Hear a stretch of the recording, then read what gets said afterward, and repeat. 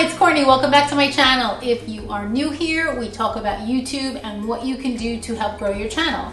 And this video is a continuing series of the apps that I've been trying to use to edit video and make thumbnails for YouTube. And so I hope it helps you. I only show you the ones that I think that are usable and user-friendly.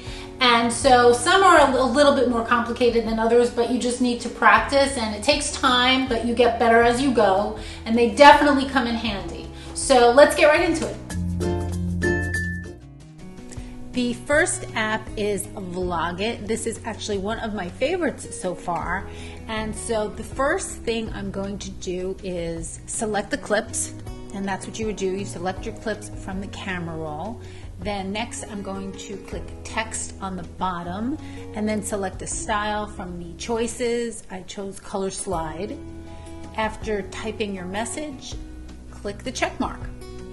You can click the icons at the bottom to edit text color, font, and other style options. Next, I choose transition from the bottom of the menu, and scrolling through the choices, I select dissolve. After seeing how that looks, I decided to speed up the first clip by selecting the speed option at the bottom. Click the check mark when done. And the last feature I'm going to show you are the filters. And here I'm choosing the scary filter, and we can see how that product looks in the end. So go for it, experiment, it's a great app. You can actually also use this app to make thumbnails. So I will show you that now. Here I'm using the frame control to pick the video frame that I want to use for the thumbnail. You use the border to surround the image with a colored border if you like. Finally, select draw and use your finger to draw right on the image. And that's all there is to it.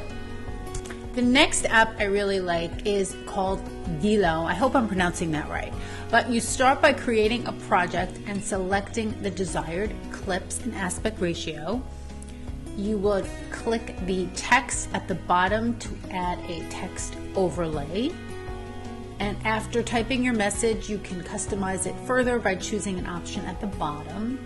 Here I chose font, and then I choose the style to change the text color. You can also click on the text box and move it to wherever you like. And as you can see, you can also resize and rotate the text as well. Next, I select motion sticker and choose a hard to add. Move and resize it until just where you want it. In the timeline, you can click on the square. There goes a motorcycle. Oh, I'll say that again.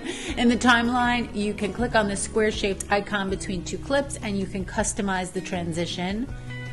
Here I select a dissolve transition. Last, I select a filter to see a list of custom effects that are available. So this is another cool app that you can try. If you guys want more videos on how to help grow your channel, don't forget to hit the subscribe button. Another app that I really like and wanted to show you guys is called VideoLab.